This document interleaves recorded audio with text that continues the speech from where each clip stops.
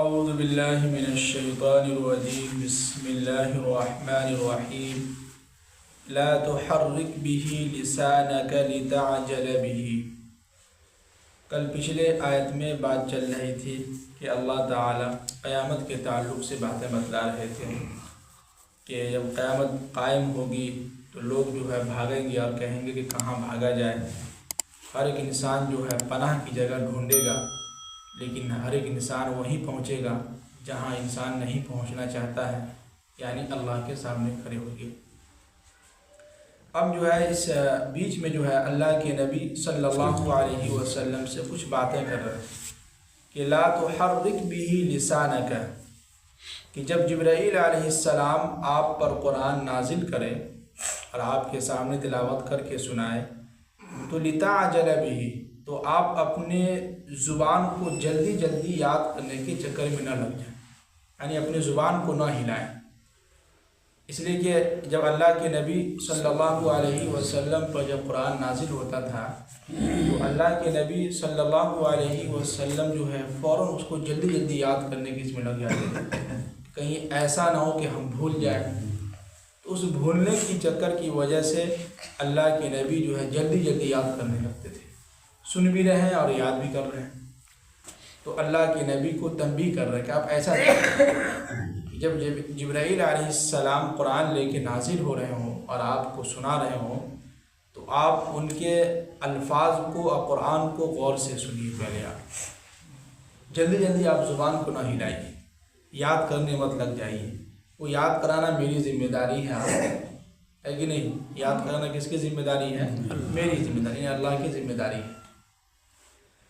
اب آگے فرما رہے ہیں کہ اِنَّا عَلَيْنَا جَمْعَهُ، اور اس کا مکمل ترجمہ اور اچھے انداز میں آپ کو یاد کرانا یہ ہماری ذمہ داری ہے بے شک، اور وَقُرْآنَهُ، اور اس کے جو الفاظ ہیں، جو اس کے معانی ہیں، جو اس کے مطالب ہیں، جو تشریح ہے، یہ سب میں آپ کو یاد کرواؤں گا، یہ میری ذمہ داری ہے۔ آپ کی ذمہ داری اتنی ہے کہ جب جبرائیل علیہ السلام قرآن لے کے نازل ہو اور آپ کو جب سنائے تو غور سے سنیں، کیا کریں؟ غور سے سنیں۔ اب آگے فرما رہے ہیں کہ فَإِذَا قَرَأْنَاهُ فَاتَّبِعْ قُرْآنَهُ، جب جبرائیل علیہ السلام ہماری طرف سے جو کلام جو آپ کو سنائے تو فَاتَّبِعْ قُرْآنَهُ، تو آپ ان کے جو قرآن جو سنا رہے ہیں تو ان کے قرآن سنانے کی وجہ سے آپ خاموشی کے ساتھ ان کو سنیں، اور سننے کے ساتھ یہ بھی غور کریں کہ وہ کس انداز میں یا کس لہجے میں وہ تلاوت کر رہے ہیں، سمجھ رہے ہیں؟ یعنی کس انداز میں کیا الفاظ ہے، کیا تلفظ ہے، کس انداز میں وہ قرآن پاک کی تلاوت کر رہے ہیں، آپ غور سے سنیں، سمجھیں کہ کس انداز میں قرآن پاک کی تلاوت کر رہے ہیں۔ یہ نہیں کہ جیسے ہی نازل ہو اور آپ یاد کرنے لگ جائیں، نہیں، بلکہ قرآن کو پہلے سنیں کس انداز میں کس لہجے میں وہ تلاوت کر رہے ہیں جبرائیل علیہ السلام۔ اب آگے فرما رہے ہیں کہ ثم اِنَّا عَلَيْنَا بَيَانَهُ، پھر اس کی تشریح اور اس کو کس انداز میں پڑھا جائے گا اور اس آیت کا کیا مطلب ہوگا کیا نہیں ہوگا، یہ ساری چیزیں میری ذمہ داری ہے کہ میں آپ کو یاد کرواؤں۔ کیا ہے یہ؟ کس کی ذمہ داری ہے؟ اللہ کی ذمہ داری ہے۔ اب یہاں پر جو ہے امام اعظم ابو حنیفہ رحمۃ اللہ علیہ جو ہے اس کو ایک دلیل بنائے ہیں، جب امام قرات کر رہے ہو فرض نماز میں تو مقتدی کو چاہیے کہ وہ خاموشی کے ساتھ کیا کرے؟ سنے۔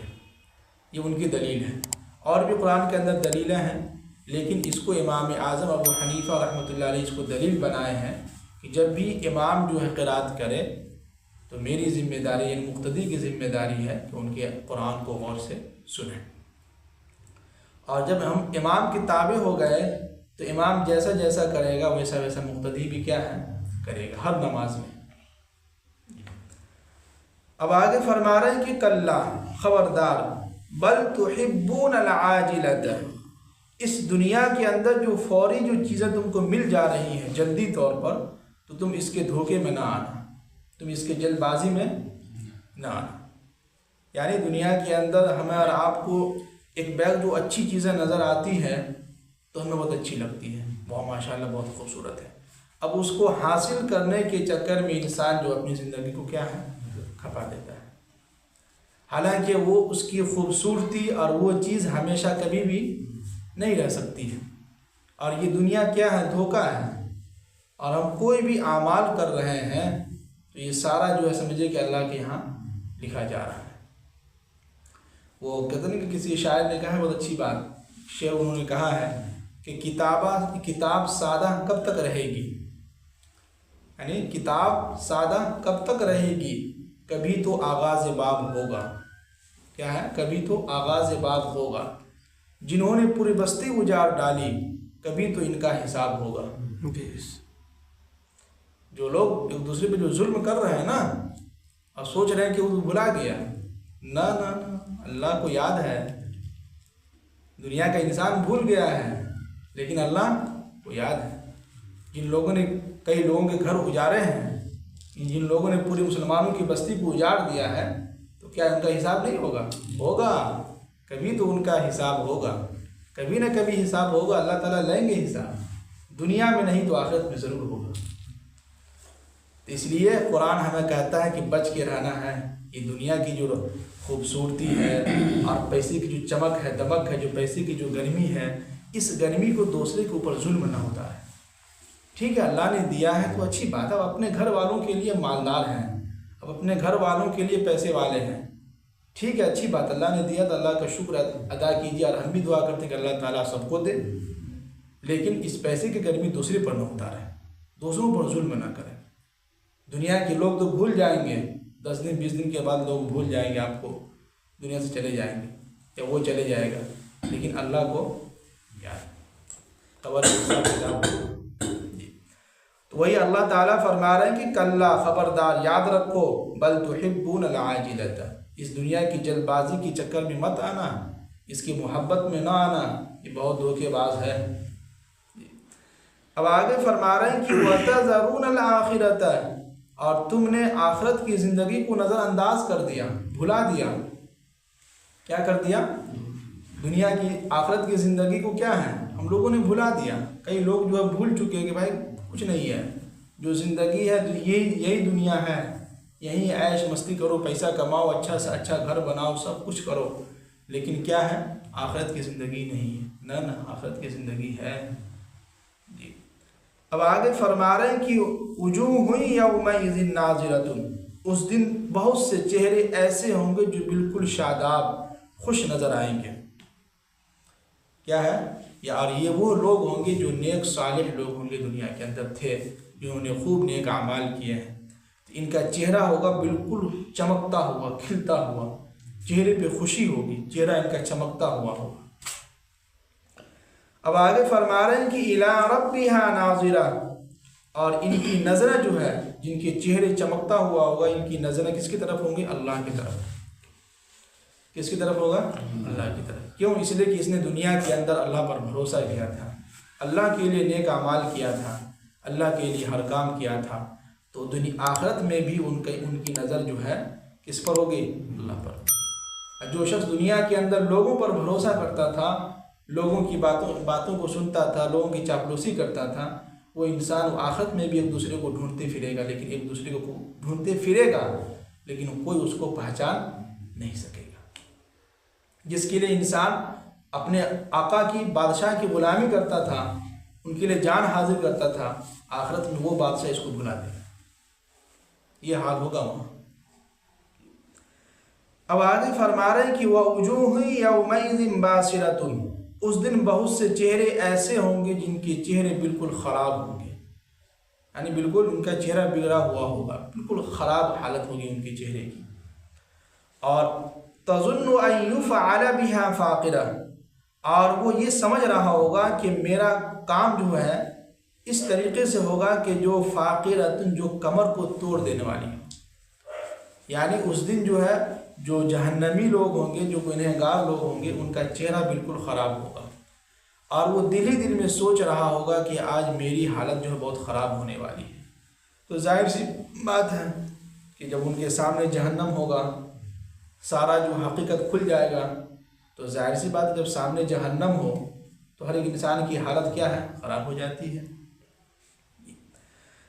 اب دیکھیے ایک چیز یہاں پہ دیکھیے کہ آخرت میں کیا کیا چیزیں ہونے والی ہیں، سارا نقشہ اللہ نے قرآن کے اندر بتا دیا ہے کہ نہیں؟ پھر بھی انسان اگر نہیں مانتا ہے تو یہ اس کی بیوقوفی ہے، کم عقلی کی بات ہے۔ اب آگے فرما رہے ہیں کہ کلا، یاد رکھو، اذا بلغت التراقیہ، جب اس کی جان ہنسلیوں تک پہنچ جائے گی، یہاں تک آخری وقت میں ہوتا ہے نا نزاع کی حالت میں جان یہاں تک پہنچی ہوئی رہتی ہے، اس کو ہنسلی کہتے ہیں۔ یہاں پر عورتیں ہنسلی پہنتی ہیں نا گلا میں، اس کی مثال دی ہے تراقیہ من۔ اور آگے فرما رہے ہیں کہ وقیل من راق، اور وہ کہے گا ایک دوسرے سے، ذمہ دار جو ان کے گھر والے لوگ ہیں، کہے کہ بھائی کہ کوئی ہے جھاڑ پھونک کرنے والا، اس کو بلاؤ، اس کو جھاڑ پھونک کر کے ٹھیک کرے۔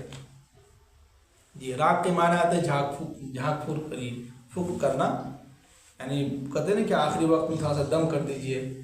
تو اس سے یہ بھی پتہ چلتا ہے کہ جھاڑ پھونک کرنا بھی صحیح ہے، لیکن کسی ایک حد تک۔ اب ایسا نہ ہو کہ جو ہے بہت لمبا چوڑا جو تعویذ کا معاملہ چل جائے، پھر جو یہ وہ جنات ہو، پریت ہو، یہ سب کا معاملہ نہیں۔ جھاڑ پھونک کا مطلب یہ ہے کہ جو چند جو صورتیں اللہ کے نبی نے بیان کیے ہیں وہ تلاوت کر کے وہ پڑھ کے جو ہے دم کر دینا۔ اب آگے فرما رہے ہیں کہ وَظَنَّ أَنَّهُ الْفِرَاقُ، اور لوگ جو وہاں بیٹھے ہوئے ان کے گھر کے لوگ وہ سمجھ جائیں گے کہ ان کی جدائی کا وقت قریب ہے، یعنی اب یہ دنیا سے کیا ہے، جانے والے۔ پتہ ہے نا آخری وقت میں جب انسان کی نزع کی حالت ہوتی ہے، جان سانس یہاں آ کے پھنس جاتا ہے، آخری وقت ہوتا ہے کہ نہیں، تو لوگ بہت سارے جھاڑ پھونک بھی کرتے ہیں، بہت ساری دعائیں بھی، ڈاکٹر بھی جو ہے تیار رہتے ہیں بھائی ٹھیک کیا جائے، لیکن پھر بھی انسان کے گمان میں یہ رہتا ہے کہ آخری وقت ہے، اب بچ نہیں پائے گا۔ اب دیکھیں آخری وقت میں انسان کی کیا نشانی ہوتی ہے وہ بتلا رہے ہیں کہ وَالْتَفَّتِ السَّاقُ بِالسَّاقِ، جب انسان کا آخری وقت ہوتا ہے تو یہ دونوں پاؤں جو اس کی پنڈلی جو ہے، دونوں پاؤں جو ایک دوسرے پر یوں ایسے رہتا ہے۔ اب دیکھے ہوں گے جب انسان مرنے لگتا ہے تو دونوں پاؤں کا جو ہے حصہ ایک دوسرے سے ایسے مل جاتا ہے، چڑھ جاتا ہے۔ اب وہ ہٹانا چاہتا لیکن ہٹتا نہیں ہے، تو اب سمجھ جائیے کہ ان کے آخری وقت ہے۔ یہ قرآن کہہ رہا ہے، ساق کے معنی آتے ہیں یہ پنڈلی، دونوں ایک دوسرے پر چڑھ جاتا ہے، تو انسان سمجھ جاتا ہے کہ اب آخری وقت۔ اب آگے فرما رہے ہیں کہ اِلَىٰ رَبِّكَ يَوْمَئِذٍ الْمَسَاقُ، اب اس دن جو ہے یہ اپنے رب کے پاس سے کیا ہے جا کے ملنے کا، یعنی اب ان کی زندگی ختم ہو گئی۔ یعنی دو عالم، ایک تو دنیا سے جانے کا جدائیگی، یعنی دنیا سے جا رہے ہیں اس کا غم ہے، اب جو ہے آخرت کا پہلا دن ہے، جیسے ہی آنکھ بند ہوا آخرت کی جو زندگی شروع ہو گئی یہاں سے، اس کی طرف کہہ رہے ہیں کہ جیسے ہی آنکھ بند اِلَىٰ رَبِّكَ يَوْمَئِذٍ الْمَسَاقُ، پہنچ گئے وہ اللہ کے پاس۔ تو اتنے سارے آیت میں سمجھیں کہ اللہ تعالیٰ ہمیں اور آپ کو یہی سمجھا رہے ہیں آخرت کے تعلق سے، اور آخرت کے میدان میں لوگوں کا کیا حال ہوگا۔ تو خلاصہ کلام یہی ہے کہ ایک چیز یاد رکھیں، دنیا کے اندر جو ہم ہمیشہ کہتے ہیں کہ بھائی دنیا کے اندر ایسی زندگی گزاریں کہ آپ کی ذات سے دوسرے لوگوں کو تکلیف نہ پہنچے۔ کیا ہے آپ کی ذات سے میں اپنے بھی بات کر رہا ہوں، کوشش یہ کریں کہ ہماری ذات سے کسی کو تکلیف نہ پہنچے۔ کچھ لوگ یہ سمجھتے ہیں کہ جو ہے فلاں امام صاحب آئے تھے، ان کے ساتھ یہ ہوا تو چلے گئے تو سب معاملہ ختم ہو گیا۔ ختم نہیں ہوا ہے، کبھی تو ان کا حساب ہوگا۔ اللہ کو یاد ہے، کیا ہے اللہ کو یاد ہے، تو یہ ہم یہ نہ سوچیں کہ فلاں امام صاحب آئے تھے وہ چلے گئے، ان کے ساتھ یہ معاملہ ہوا، معاملہ ختم۔ لوگ تو بھول گئے ہوں گے لیکن اللہ نہیں بھولے ہوں گے۔ اس لیے ہم بھی جب بھی کبھی سوچتے ہیں، لوگ ہم سے بتاتے رہتے ہیں کہ فلاں امام کے ساتھ، اس سے پہلے امام سے جو آئے تھے ان کے ساتھ یہ معاملہ ہوا، تو میں ہمیشہ اللہ سے یہی دعا کرتا ہوں کہ یا اللہ جب تک یہاں پہ رکھ، امن و امان سکون کے ساتھ رکھ، جب تک میری روزی یہاں لکھا ہوا ہے سکون کے ساتھ رکھ۔ باقی اللہ سے دعا بھی کرتے ہیں کہ اللہ ہم کو جو ہے ان سارے لوگوں سے بچا کے رکھ۔ اللہ تعالیٰ ہم سب کو عمل کرنے کی توفیق نصیب